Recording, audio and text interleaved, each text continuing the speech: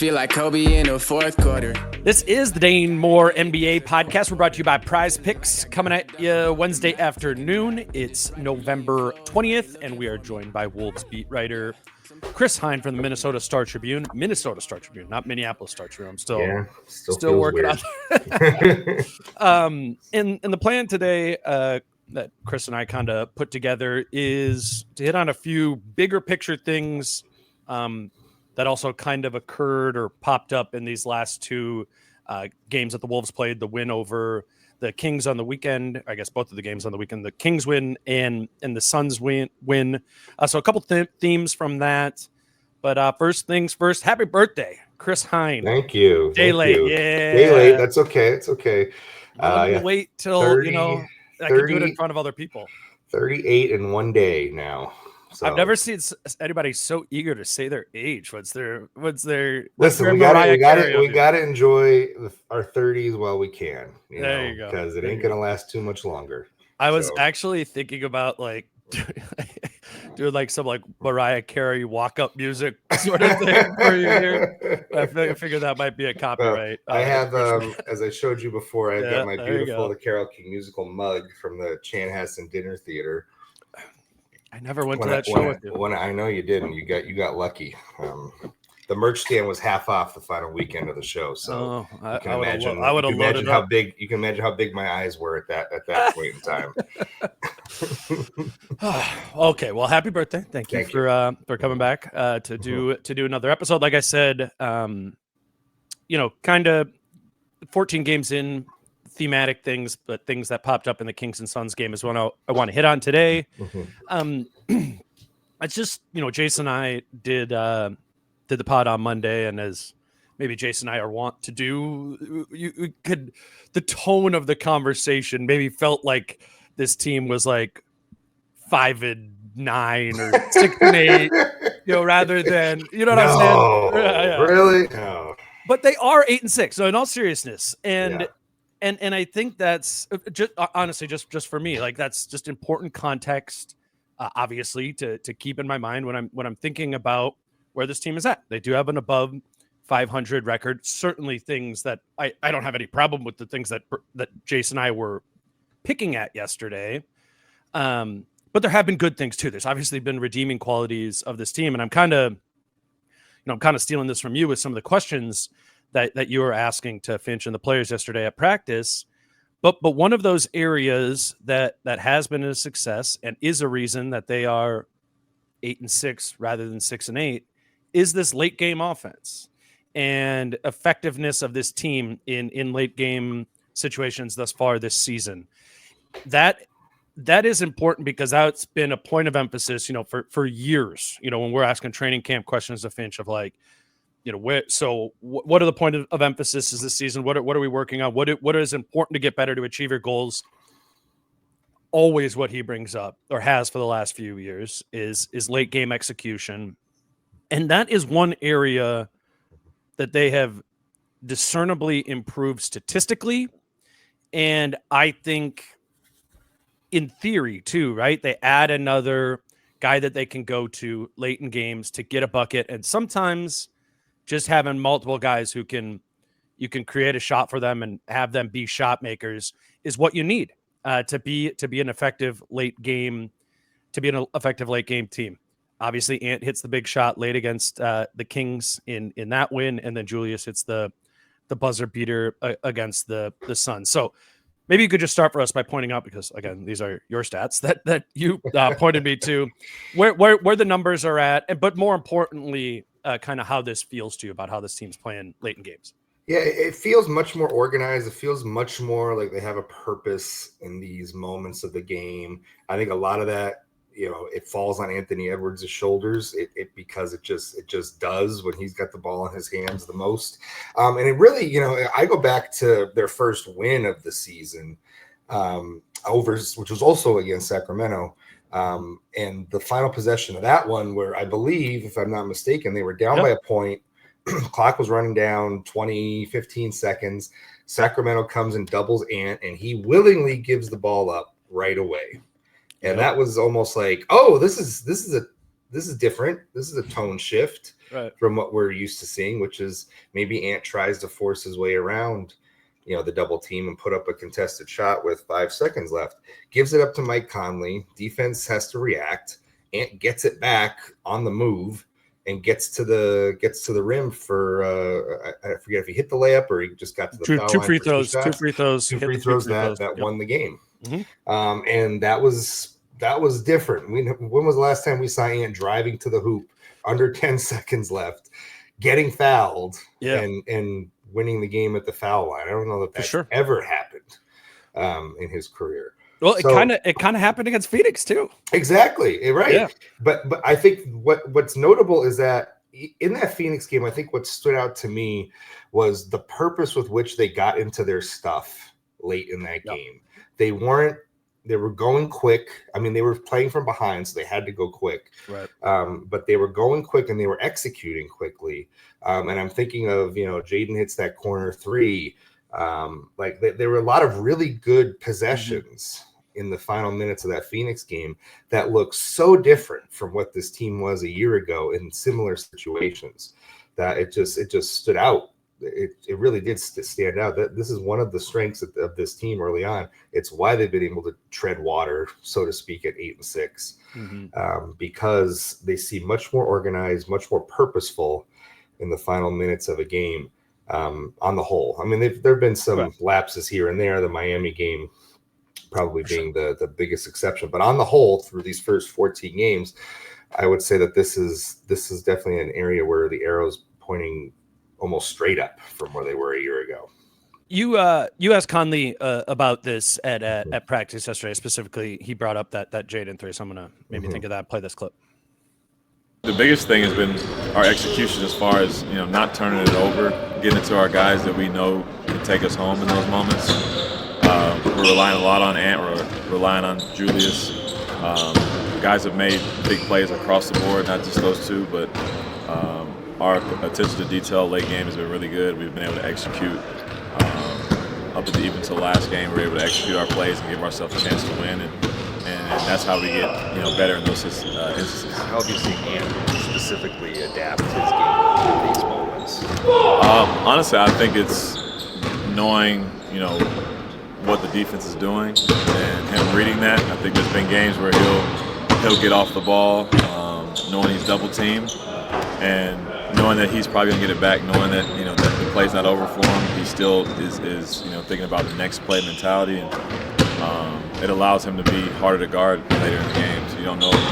Normally he would shoot it over everybody. Now he's actually looking for guys late. He gave one to Jaden the other night where Jaden had a wide open 3 in the corner.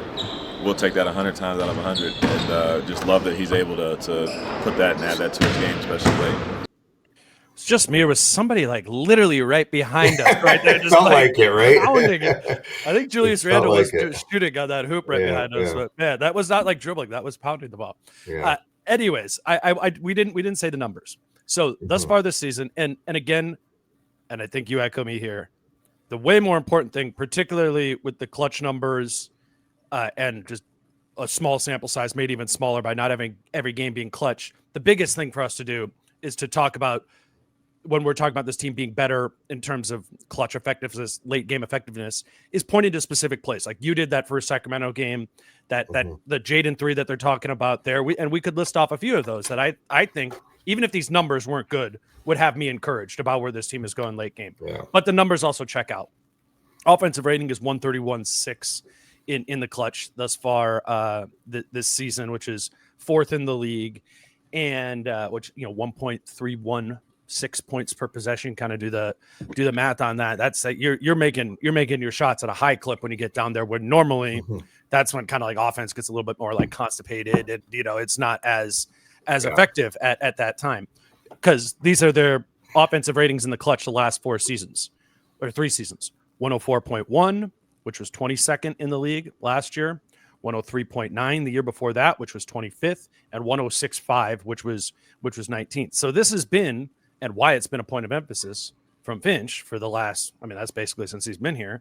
It's because they've stunk at it. They've been a bottom 10. They've been a bottom 10 offensive effectiveness team when there's less than 5 minutes left in the game, and the score's within 5 points. I think, as much as I believe this team doesn't have what it had a year ago defensively, I believe this team has more in terms of offense, specifically late game offense, than it did a year ago. I mean, it helps when Ant isn't the only one on the floor that can create and get his own shot in those situations. It takes a lot of pressure off of him to always have the ball in his hands in these high leverage, high pressure moments where he can play off the ball for a possession or two. And he's also, to Mike's point and to Finch's point as well, Ant's starting to read the defenses better.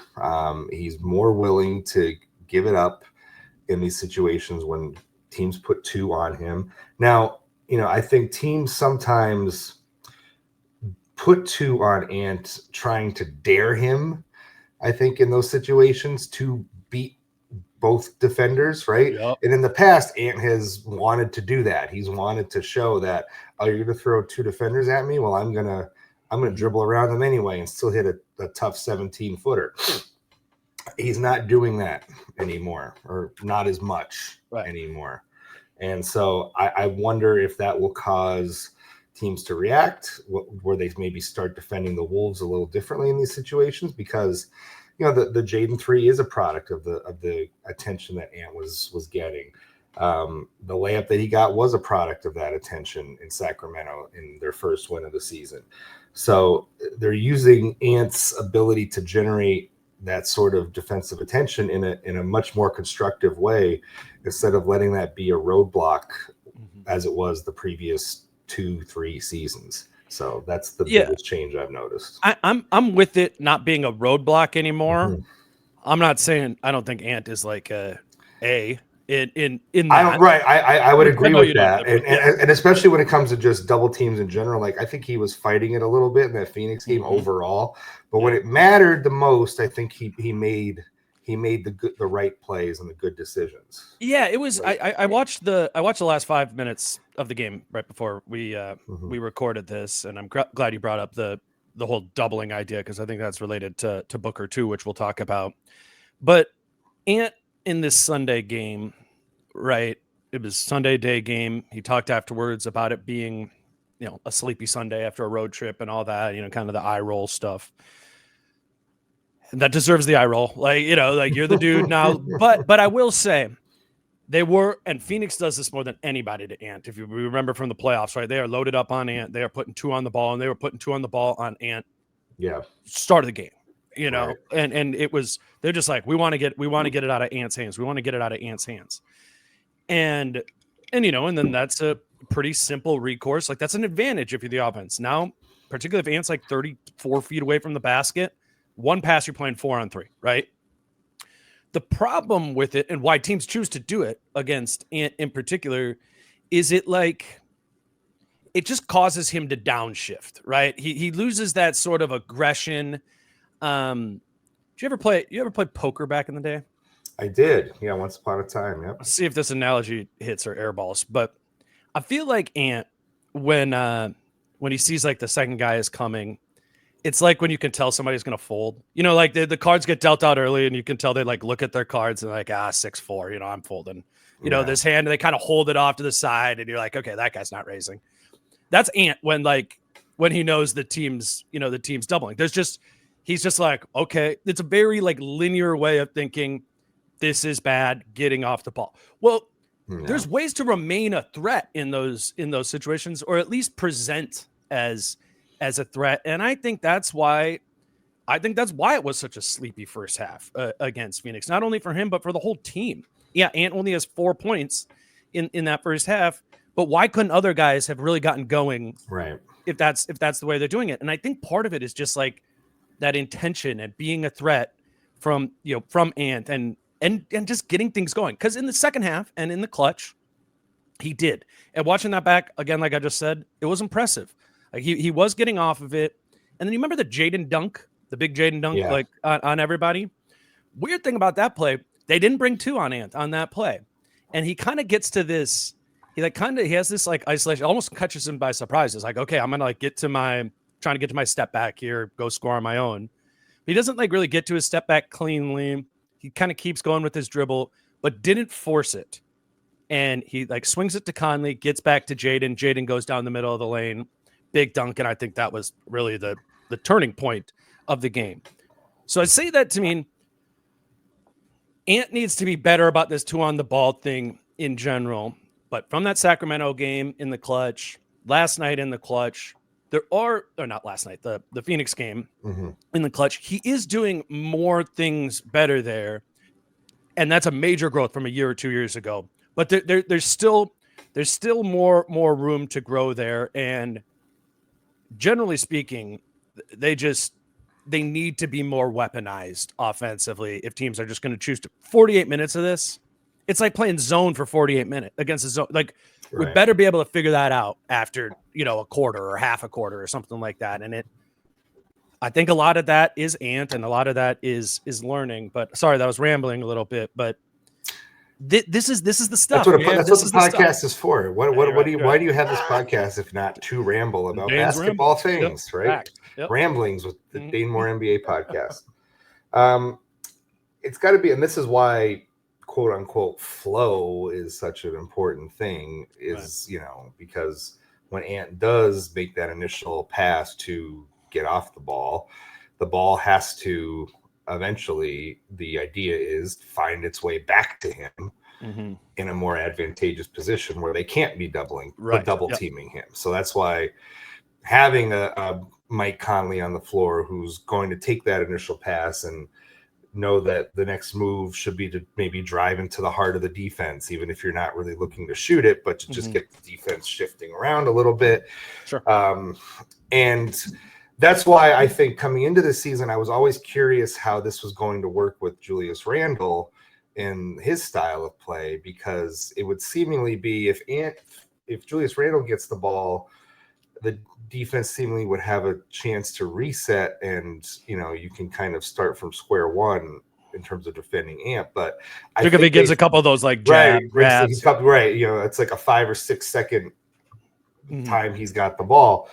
I think overall that they've done a decent enough job, with this. I think Ant was able to combat some of the double teams early on by just jacking up threes, getting a screen and just saying, all right, well, I've got 2 feet of space here. I'm going to shoot before you can even get a double team on me. That was one effective way of combating that, I thought.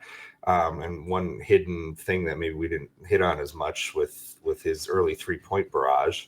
Because we were just like, do you see how many he's shooting? Oh my God, it's like Steph all over again. but he's probably, in a way, I would think, doing that before they could get 2 guys on. It's like, well, I'm just going to shoot it. I've got enough room. I've got the green light. I'm going to shoot it, and it was working. So I wonder. It's in, like, again, they're a top 10 team offensively right now. They're improved from a year ago. The clutch time rating is up. So there's a lot good, or a lot more good than bad overall that's been happening with the offense so far this season.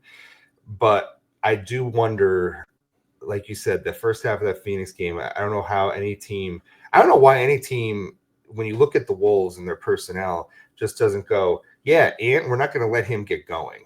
Like, even if Julius Randle goes for 18 points in the first half, right?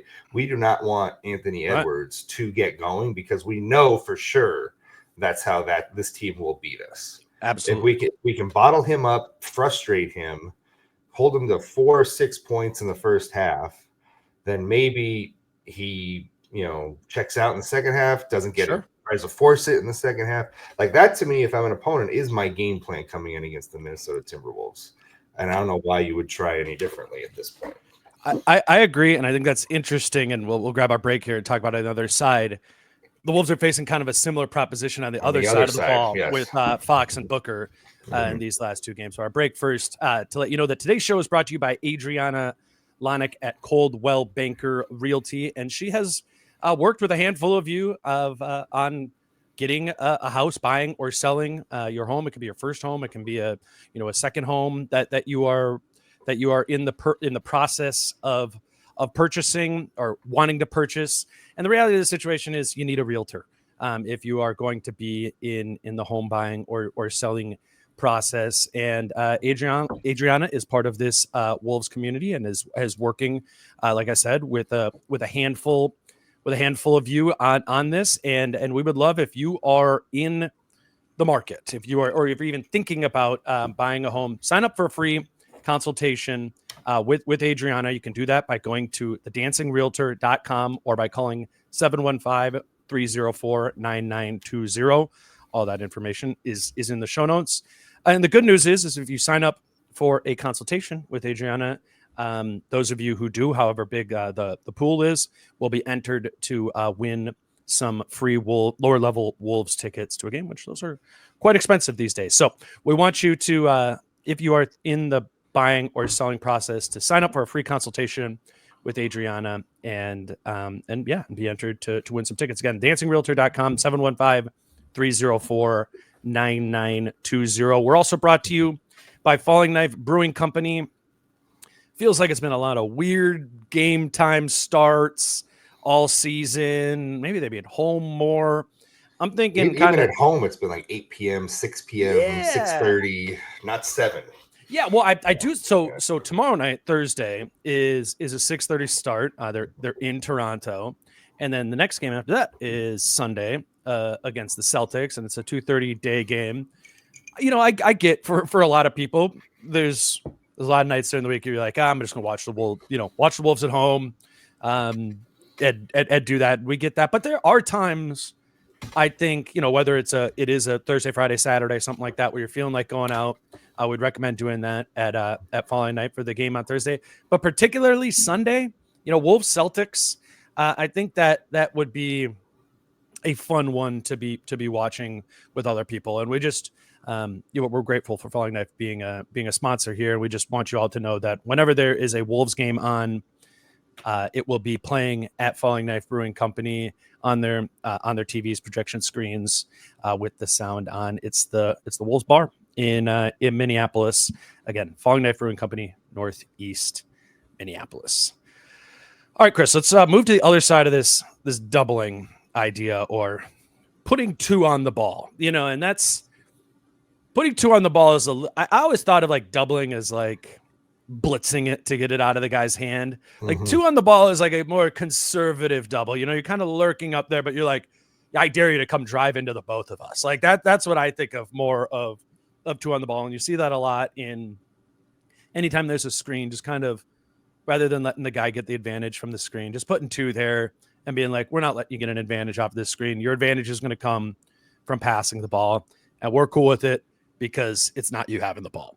And we've seen that happen to Ant a ton this season. I thought it was very interesting in the Sacramento game that they were just like, nope, we're Finch, and the Wolves were like, nope, Jaden's got Fox. and that's a legitimate strategy too. I mean, I don't know if they won, so I guess it worked. Fox obviously got 60, but the idea was, okay, we're going to put Jaden on Fox and make sure nobody else beats us too, or is like Keegan Murray's hitting threes, whatever. Fox went off, and then Booker in the first half of the next game, they're playing him straight up too. Booker has 27, in the first half. So we're talking between Booker and Fox in 6 quarters, I guess, and the overtime, 67 points to the opposing team's primary. And then the Wolves in the fourth started putting 2 on Booker, and it really slowed him down. I mean, it's like Mason Plumlee, Grayson Allen, Tyus Jones, Josh Okogie. Like, those are the guys that are out there. And the Wolves were like, okay, we're going to make somebody else beat us. And they couldn't. And I think that was a good strategy to close the game. I just wonder if they need to get a little bit more comfortable, or Finch and them need to be a little bit more willing to do that. And maybe earlier. To me, not doing that and just having Jaden on him, or having that first half and letting him go for 27, is believing a little too much right now that the defense is something like it was a year ago. Does that make sense? It does. I think it's a referendum on Jaden right now too. Like, this is what they've done with him over the years, and Sure. this is how they prefer to play defense. But right now, I don't know if it's just De'Aaron Fox and Devin Booker having these great games against him, something not being quite right with Jaden at the moment in terms of where he's at in terms of defending these guys, or if they're just bad matchups, Sure. In general for him. But, in the playoffs, Jaden certainly had his moments against Booker and, so I don't know that it's necessarily that. I just don't know how putting 2 on the ball would fundamentally alter the way this team wants to play defense, though. Can they incorporate that into what they want to do throughout the course of an 82 game season? No. Yeah, you can get it right. Exactly. You can get away with it for 1 quarter against Phoenix because you're trying to win a game. But if you're trying to build, and right now they're still searching for a defensive identity, we've talked about that a lot. I don't know that all of a sudden switching it up to blitzing more is going to be the answer that they're looking for. I think that's totally fair. I think they prefer the guard your yard style of one-on-one defense. And I think that's their strength. Like that's one of the strengths that they have, is when they are able to just have Jaden or Ant or, Nikhil, or when they are able to have these guys just guard straight up and be able to navigate through screens, fight through and not let these guys get going. That is when they're operating at their peak powers. It's almost like it's similar to a football team that doesn't have to blitz. If we're using the concept of blitz, like if a football team only has to rush, has a great enough defensive line where you just have to send 4 at the quarterback, you could have everybody else in coverage, making sure nobody else gets the ball, right? Right. That's the risk you're running. Like, for instance, I don't think putting 2 on the ball is going to help them beat Boston on Sunday. For sure. I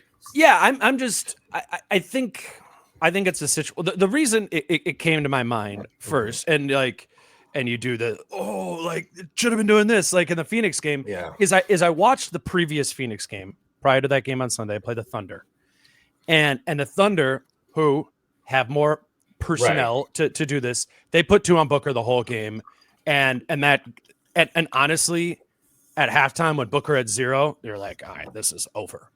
Just like that, pressing that button alone, to me watching it, felt like it kind of ended the game. But you're totally right. It is letting go of your process to defense, and it is not helping you build your identity, where Finch is talking all the time about we need more reps defensively, doing X, Y, and Z, doing that. I get it. I just thought it was an interesting juxtaposition these last couple of games of seeing how much their opponents are putting 2 on Ant versus the Wolves completely not doing it to Fox, or pretty much completely not doing it to Fox, and then only having success defensively against Phoenix once they went to it. But that doesn't prove anything. You're right. You're right. It doesn't prove anything. I just thought it was I don't know. No, you're right. You're right. I would say, like, if you think about where Oklahoma City is in the current context of its season, Oklahoma City right now is trying to get by with some major injuries, right? So they're going to do whatever they have to do on a nightly basis right now to try and win a game, right? The Wolves are still, they're healthy. Everybody's playing. They're still trying to establish who they are on the defensive end of the floor. And I think they're trying to do that by playing the way that they know is going to be the idealized version of their defense. And that is not by double teaming or blitzing the ball. Again, for stretches, yes, they had to try to win a game. But yeah, I don't see that as a lasting philosophy for how aggressively this team wants to, because blitzing the ball is going to require more of a fly around mentality, and that's not Rudy. Ultimately, yes, he flies around more in Minnesota than he did in Utah, but ultimately we're not trying to turn the clock back to 3 years ago before he got here and what they were doing then. I just don't know that that's a last, like at some point their star defensive perimeter players have to guard like star defensive perimeter players for this team to succeed. So and let's jump around in this outline a little bit too, and go to the defense overall part of it,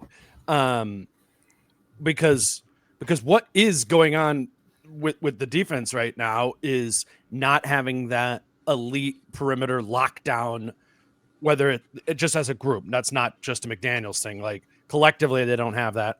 Plus, they have some indecision on the backside with Rudy Gobert. I'm going to play this clip from after the Phoenix game, just kind of about where Finch is at on this defense kind of needing to reacclimate a little bit. Yeah. By the defense, what does that maybe include? Yeah, I think we just got to, first of all, we got to go back to some basics. You know, I think that we're seeing trends that we're seeing over and over in the league, and trying to get better at some of those actions. You know, we've got to kind of also, I believe, just, you know, kind of free up Rudy to be more aggressive. So just a little bit too much indecision there and inconsistency there about like, when he's coming, when he's not. And you know, we need his presence every single time. So you know, that is somewhat scheme related, and you know, he's got to you know, kind of make that adjustment right now. Chris, you wrote about this in your newsletter for this week, specifically using that quote. What is going on with the defense in your view, or from what you've reported on, as it relates to Rudy Gobert? It just seems like the Wolves aren't quite on a string. We use that analogy a lot, right? Where if one part of the string goes in a certain direction, everybody else has to kind of shift with it, right? Well, right now they're not shifting where they need to be afterwards, and I think Rudy vacillates between, do I need to go out and guard, or is there a low man behind me, like that's going to be handling this until I can get back? And I think right now that's where a lot of the issues are. Yeah. That's seemingly. So I think that's where it's at. It's like, okay, if you're freeing Rudy up to maybe be more aggressive, guard more, you know, in space, that means that you have to maybe have a more clear definition on who's low man and who's guarding the rim in these situations. So that would seem to me what's going on. What's your take of it? Yeah. I mean, it's well, what Finch is talking about Rudy being more aggressive is when they want him to be up, get up and cut it off. You know, cut it off. You know, and that and there's some things instinctually with Rudy that, you know, he doesn't want to leave the rim, right? As most elite rim protectors don't want to. Not that he can't. We've seen him be able to do it, but it's always his inclination to stay back. And this is my theory on what's going on right now is I think Rudy believes in his head that he's more of a deterrent of guys coming in at all simply by his presence. And it's just an evolution in the league. I don't think this is like a Rudy getting worse. I don't think Rudy has gotten worse at won Defensive Player of the Year not long ago. I just think across the league, there is a greater willingness to challenge drop coverage. And so when he's in Utah more, guys would just kind of peel out of that. You know, you wouldn't really go into it. So you even Rudy needs to make that in-between decision. The low man doesn't need to come over because guys aren't even going. Right. And I just feel like guys are going, and there's not the same fear factor of Rudy at the rim that there might have been, 5 years ago. And again, I'm not saying that's because of Rudy physically still looks, I don't see any deterioration in him physically, speed, leaping ability, all that sort of stuff. He's healthy and effective there. It's more of a greater willingness to get to the floater game, just a greater volume of pick and roll overall at bigger guards. I just think there's more of a comfort here that's putting Rudy in position to make decisions more often. And right now, partially due to new personnel and a little bit of lack of commitment, it's leading to that indecisiveness that I think Finch is alluding to there. it's so reminiscent of year one, Rudy, right? Sure. And it was almost to the, we were talking about, how much of this is Rudy being hurt the first year, because indecisiveness looks like being washed just in basketball, like in general offense, whatever it might be. And I think that's what's going on right now. And they need to, like Finch said, they have these 3 days here, off days, to kind of retweak this and get Rudy to commit to what this is going to be, because that's what made last year special. Is Rudy committed to playing a little bit different defense, having more trust in his surrounding teammates than he did the first year, and voila, the Wolves are one of the best defenses ever. It's not anymore because there's a little bit of indecision, and my theory is there's not as much of a fear factor that just keeping guys away from the rim overall, because we're just playing an NBA these days where guys get there no matter what. It's the prioritization, right, of getting to the rim or taking threes. And it feels different. That's what I'm thinking. But also, and look at who they played in the last 2 games. If we're, kind of merging the themes of what De'Aaron Fox and Devin Booker did with them, what is the thing that's always available when you play drop coverage? It's mid-range jumpers, right? Mm-hmm. And if you're De'Aaron Fox and Devin Booker and you're cooking from 15, 16 feet, that's going to be there all night, right? So they're killers from there. Right, they're right, true exactly. Tough ones. Yeah, right. So yes, I think getting back to that more aggressive mindset is what will help with that. It'll help with that, with maybe putting 2 on the ball question, if Rudy is more willing to and able to guard and try to hold his own in those situations. I think you're right. I mean, this is the social media, NBA, and we know that NBA players, current and former, love to take their shots at Rudy on social media. So I do wonder if that perception that has developed of maybe Rudy they don't have a proper fear. Right. Maybe they should have exactly. more fear. Yeah. And that may be cultivated by, I think that's a great the point. Twitter sphere, right? I think that's a great point. That the league thinks he's overrated. Yeah. And all these young guys coming up like, I'm going to challenge him. Because remember even Ant, the year before they got Rudy, Ant was saying Kristaps Porzingis was the best rim protector in the league, and not Rudy, after they had just played Rudy Gobert and lost by 30 to Utah or something that.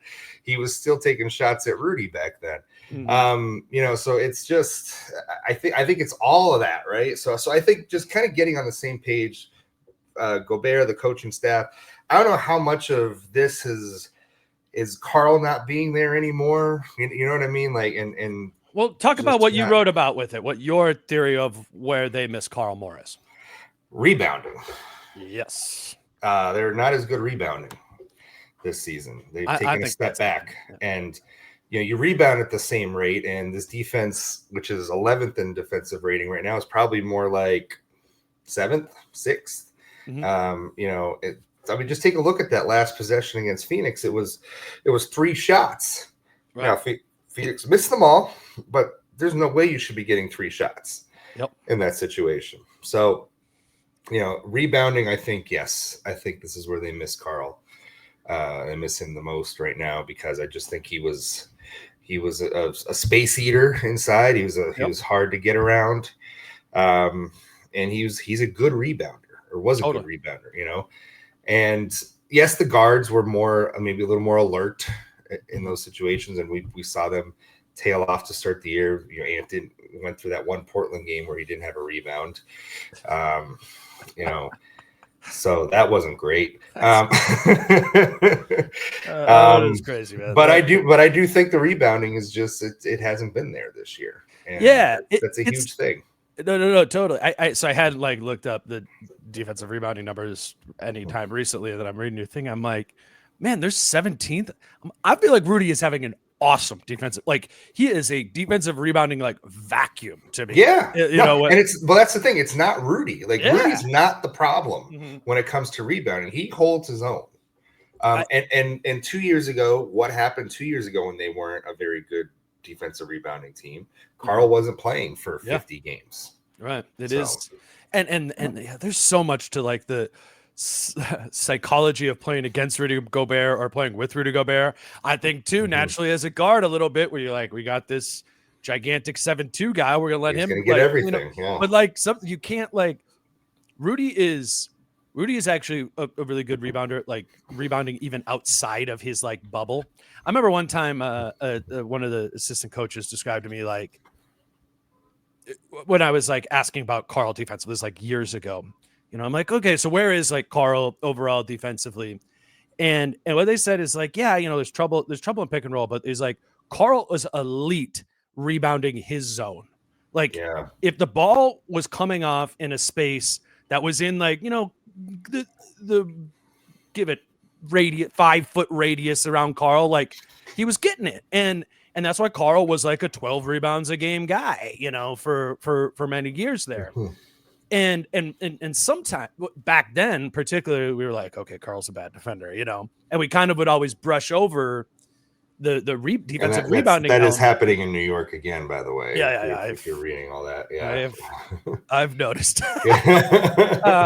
But and so it's just they do miss the rebound. It's crazy. It's crazy to me with Rudy Gobert and just overall like pretty good size that this team is below average defensive rebounding right now, and then encouraging that they're rebounding that poorly. And still, what are they? I mean, as of yesterday, when you wrote it, 11th in defensive rating overall. Like I do think defensively we are at the meat on the bone, stage of things here. This is not going to be the elite defense. There's no way that's coming back. Right. But there is a way to get back up there to, sixth. What did you say? 7th, 6th, 5th? Well, I said if they, and we've talked about this, if they had their own way, each unit would be inside the top 5. Exactly. That's a recipe for a title contender. So yeah, and I think that's a goal defensively, and also the offense is gonna counterbalance that some too. But okay, good. I'm glad we just kind of talked. I've just been thinking a lot about that defensive thing, and the thing I'm coming back to is like the fear. He's just not inciting fear in getting guys to come into the basket, and I don't know. I mean, maybe that's just connectivity, aggression, whatever it might be. Obviously interested to continue tracking that. The last thing I want to hit on, because I didn't get to it yesterday with Jace, but I think a pretty big development over these last 2 games too is Mike Conley looks a little bit back, particularly in that Phoenix game. I asked him about it at practice. I'll play this first, and then we can chat about it a little bit. Kind of got your rhythm back a little bit in that Sacramento game in the first half there. It also seemed like you were doing a lot of that 2-man game with Rudy. Is that a rhythm setter for you personally? Yeah, I think it helps a lot, and I think it helps a lot because I think it just, whether I shoot it or not, just me being in the action, having the ball, being in a situation I'm really comfortable in.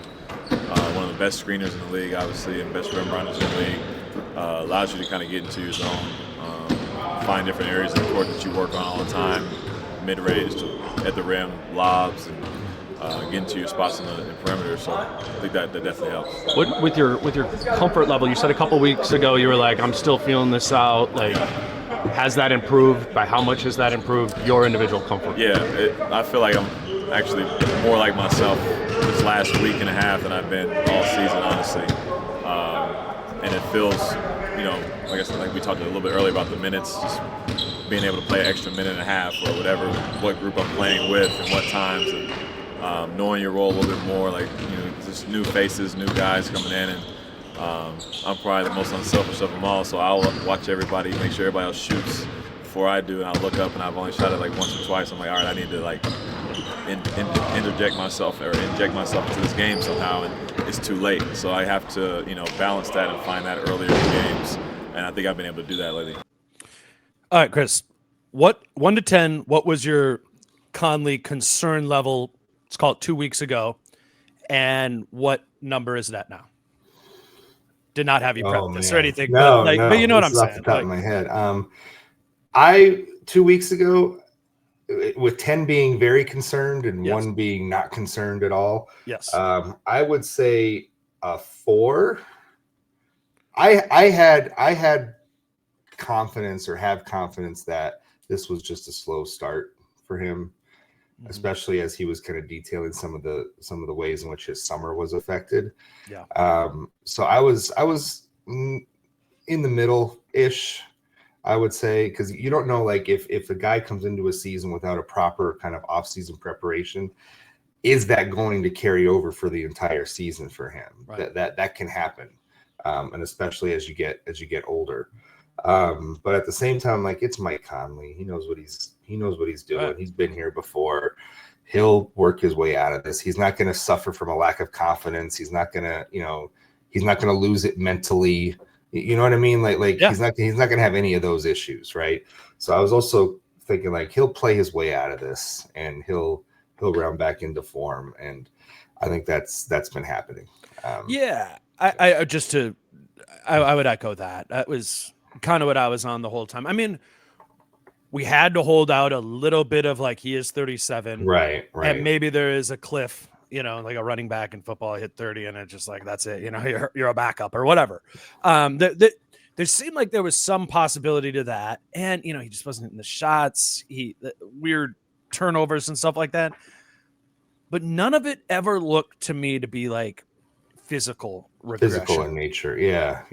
I mean, at least compared to, honestly, everybody listen, go watch Mike Conley like 6 years ago. He has had physical drop-off since then. 100%. That dude was fast, strong, explosive, and that's not really how he plays. But point being is, physically he kind of looked the same, and a lot of it, I think, just was confusion, not hitting shots early on. Julius Randle and Dante DiVincenzo are kind of pseudo point guards too, that are taking the ball out of his hand more, taking his minutes away a little bit more. Ant's playing on ball a little bit more, taking some of that away.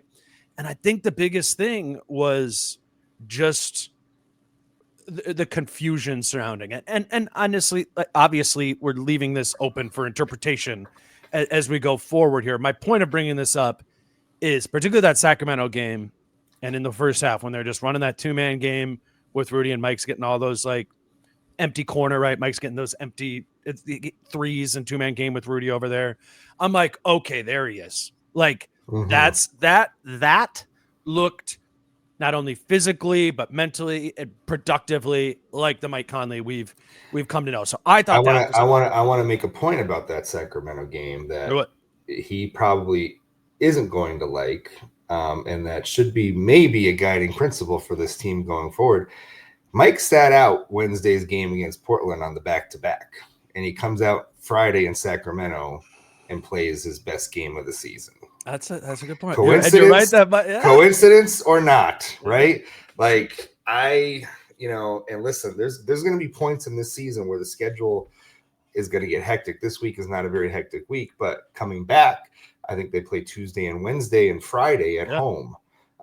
So does he sit one of those games in order to have him for that Wednesday game, maybe to have him fresher for the Friday game, and just preserving him throughout an 82-game season? Because look, he coming off of 2 days of rest like that Friday in Sacramento, he played his best game of the season so far. And if he plays that back-to-back in Portland, is he dragging in that game because it's a back-to-back, and B, does that then carry over into Friday? So, I think maybe sitting the back-to-backs is maybe the way to go here with Mike, and that's a good point. Trying to keep him as fresh and physically charged as possible. Maybe that's the one thing they have to look at doing here. I don't know. I'm not, they talked about it coming into the year that might be something that they would be looking at doing. Finch told us in Portland that it was more the team's decision than Mike's decision. I mean, let's just call it a spade a spade. Mike doesn't want to sit back-to-backs. Right, he doesn't want to sit. Mike does not want to sit. Right, simple. He wants to play. Yep. So, but I think that's a great, anecdotal, a single instance, but a piece of evidence there, and it checks out, and I'm with that. I think Jace had a really good point like 2 weeks ago when we were doing it, and it was like should Mike still be starting sort of thing. Right. And what Jace's point was he should still be starting. But the thing is, if you want to play him for less than 24 minutes, that's really hard to do if you're going to start him. You just make those stretches be 4 or 5 minutes uncomfortably short. You know what I'm saying? Yeah. And Mike has said that was uncomfortably said just in that answer there. So this is, I don't know. This might be a dumb idea. I think so. I don't think it's a dumb idea. I think if you want to limit Mike Conley's minutes or manage them, you have to sit him for a whole game. You can't. You can't be doing 5 minutes, 6 minutes here. We've talked about lengthening the rotations or lengthening his stints. That's it. It's like in game. Like if you're going to play Mike Conley, play Mike Conley. If you're not going to play Mike Conley, don't play Mike Conley. Like, you know. Yeah. Now I'm going to devil's advocate. Go ahead. Go the other way. Mm-hmm. And I don't even know if I think about how crazy would it be if he just came off the bench during back-to-backs and then you play him like 16, 17. Okay. Is that not a fair compromise? I mean, is that weird? I don't know. I mean, I've never really seen anybody do that. But it'd be, you know what, it would have been pretty nice to have. I grant all your points about the Friday game. He played well. I agree because he sat out there. But it would have been pretty nice to have had Mike Conley for 15 minutes to play in that second Blazers game. Right? Don't disagree. Don't disagree. I don't disagree with yours either. So okay, cool. I think we'll bring this. We'll talk to Finch. Like, hey, Dane and I were talking, and we think. You can look it up at the 50-minute mark. We came to this conclusion in a meeting of the minds recently. Yeah. I have no idea how crazy that is, but that. I think to your point, like, and to Mike's comfort level, which is seemingly to have a little longer shift when he's out there on the floor, right? Like if you just don't play him the quote unquote starting shift on a back-to-back, right?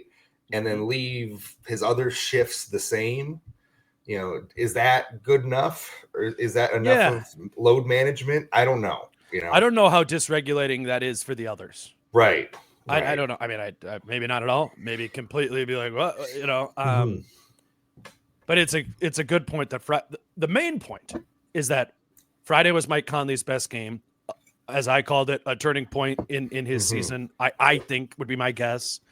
And your point is well taken that he didn't play the game before that. And I don't know. I mean, Mike just he likes playing. He likes, and part of this is he needs the time to develop a rhythm both within the season and within a game. So it is a tough balance to strike, which is why maybe sitting on a back-to-back isn't the worst thing in the world. Especially if you have a game coming up just a couple nights later, right? And so instead of having just one off night, he has 2 off nights and he comes back a little fresher. I don't think that's the worst thing in the world. Yeah, if they played a back-to-back in Portland, if it was Tuesday, Wednesday, and then they didn't play again until Sunday, then by all means, Mike plays, right? But you know, I think it made sense to sit him in that scenario, especially with traveling involved and everything else. So yeah. I'm glad we talked about that too. Do you have anything else just from the last 2 games on the top of the top of your head that you want to hit at all? You've been, you know, I mean, we saw Dante hit a whole bunch of threes. Yeah. You know, obviously we talked about that. I feel like with that, something always just whenever he would take a 3 or just try to, it always seemed a little forced to me or in the early going. Like he was really trying hard to get himself going. And we've seen guys have these seasons before. I think of like Taurean Prince, like 2 or 3 years ago. Like that's a good callback. He had a really rough start to one of the years he was here. Yeah. And then 20 or so games in, he was lights out for the rest of the season, if I remember. Dude, because he was a shooter. I remember. Like Taurean Prince is like a catch and shoot, great open. Like he is a good shooter. And I remember that year because it was like me and Kyle always do like bold predictions, and mine was that like Taurean Prince was going to shoot over 45% from 3 that year, just because he was going to have all those. And it was like, you know, he's clowning me the whole time when Taurean was like, you know, we're 2 months in, he's like 28%. Yeah. But then I do remember like the second half of that year, he was like 45%. It was, you know, there's like a stretch there because great shooters can shoot great for extended periods of time, even after they have had, you know, downshifts. I said this when Kyle and I did the live show at TI, and I think this is kind of started to come to fruition in the last two games. Like Mike Conley and Dante DiVincenzo started the season slow, and there's worthwhile hand wringing surrounding that, but I really don't have that big of concerns about either of them individually. Getting back onto a similar track to what he was before, and Dante finding a role that is somewhat similar to New York. I do think part of that role for Dante is teammates empowering him. Like, let the dude get hot, and he hit one. All right, let's go the next time down, like double pin down, like just give him the opportunities. Let him cook, let him roll. The kids say. Yeah, for real though. Like he's one of those guys. He's like Malik Beasley, like that in Wolves lore. Like let the wave of a guy being such a good shooter that he wins you a quarter happen.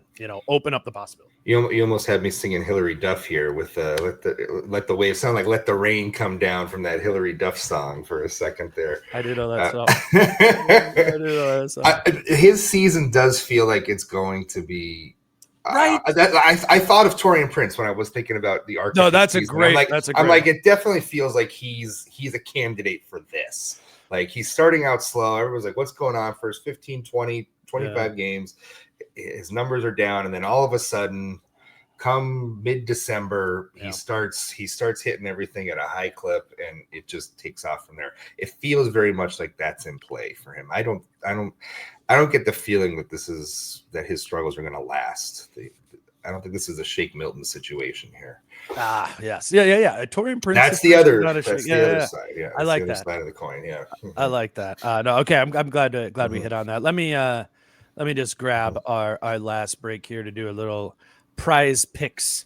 But before we close out the episode, we have Thursday Night Football. What do we got here? You're gonna think this is so stupid. So I did just pick for listeners. I did just pick from the Steelers Browns game for this one. I'll do another one. We'll do more later in the week for Sunday and maybe even for the Wolves game tomorrow. But Mike, do you know who Darnell Washington is? No, dude. I'm so out a right Steelers now, game. But No. Darnell Washington is like 6'8", 260, and the Steelers just like throw it to him in the flat a couple of times a game, and he looks like a left tackle that catches it and goes. So I don't know if this is smart or anything, but I'm doing his number is more or less than 11.5 receiving yards. I juiced it up to 19.5. You juiced it up. I juiced it up. That's confidence. I juiced it up to 19.5. So I'm saying Darnell Washington gets more than 19.5 receiving yards, and that Nick Chubb gets less than 52.5 rushing yards. Like, shout out Nick Chubb. Definitely was on many fantasy teams in the past. But I do think with where Cleveland's at, Jerome Ford's back healthy, trying to get some. I think I like. If I was just picking two from this game, I like that as a fun two, and because Washington's is juiced up from 11.5 to 19.5, a $10 wager pays 45 when normally a 2-leg lineup would pay 30. So that's my two for Thursday. I am actually gonna do that. So I didn't have time to look at the rest of the slate. Is this actually your account here with all your balance and everything? Okay, so we can see how much you're doing, how much you got. Yeah. You can watch how it just goes.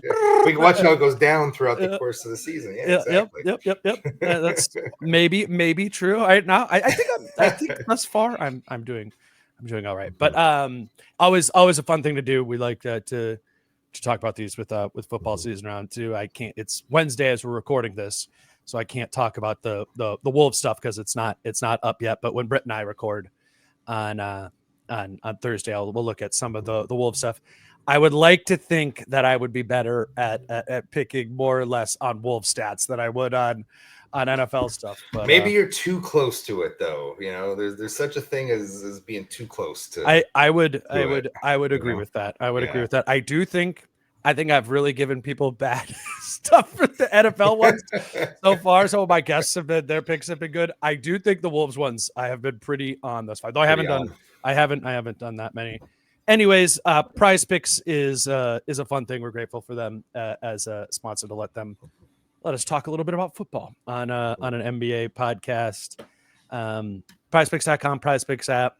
Promo code Dane gets you $50 into your account when you place your first $5 lineup. Also, like, as I'm paying more attention to Prize Picks, they have these like different deals. They have like, if you just check your app, there's like today Steph Curry's numbers are like cut in half. You know, if you stay on top of it, there's a lot of promotions. I'll be better about pointing that out to all of you, because I know many of you have created Prize Picks accounts. So again, PrizePicks.com, Prize Picks app, promo code Dane.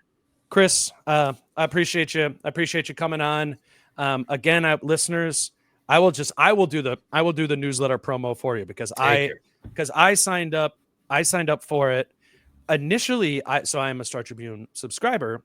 So I thought initially, Chris's newsletter is going to just populate in my email, just like the daily Star Tribune updates I get in there, no matter what. But that is not the case. You need to get the Wolves specific newsletter from Chris. You do need to add your email address to that listserv. So Chris has that up. Is it pinned on your profile? It's up. It's up on your Twitter. But it's recently there on my Twitter. Yeah. It literally and Blue Sky account too. And Blue Sky. Yes. It took me 5 seconds to sign up for it, and it's free. It's another way to, Chris is writing a lot of like game stories and feature stories. This is a little bit more, informal. You're showing your blog boy side, man. Blog boy side. Oh no, I think we're gonna have to end this after 2 editions now, if that's what this is. Hey, that's where I cut my teeth. My blog boy side. We have a section in there called Tales from the Beat. Exactly. My point. Much more informal. Edition 1. I talked about what it's like covering a game day, essentially taking you through my day. Yeah. Edition 2 is like, okay, they lost 3 in a row. What's it like covering a losing streak? Like, how do you go about navigating a losing streak? Sure. And when you're talking to the same guys about the same problems over and over again. Super fun. So we took that under consideration today. But it's also, I'm going to lead in with like a little story or something every day. This week was the defense. Mm-hmm. Like I said, we have that little Tales from the Beat along with some reader mailbag questions as well. Yep. So get those in. Hit me up on Twitter, wolves@startribune.com if you want to send it directly to the inbox. Those I'll take into consideration first. Mm-hmm. If you want your question answered, we're trying to get that going. So far so good. People seem to be liking it. Yeah, man, I'm glad you're doing it, and I'm sure I'll read them, and we'll talk about them on here too, to get y'all to. So today we talked about the defense, the top part of it, but there's a lot more beneath there. Again, that's StarTribune.com. I'm sure you can find it there, or on Chris's Twitter and Blue Sky. You can find links to that there, so you have that just showing up in your inbox. If you are somebody who's just getting off Twitter or X altogether, newsletters are kind of nice for the people you read to be signed up to just kind of have that show up in your inbox. Chris, thank you for coming on today. Appreciate you, Dane, as always. Follow him on Twitter @Christopher Hine. I'm Dane @DaneMooreNBA. Until Thursday morning with Britt. He's Chris. I'm Dane. Peace out. How I'm feeling, man, I hope it never stop, yeah. Green and hot so you can find me in the crowd, yeah. Don't let standards ever bring you down, yeah.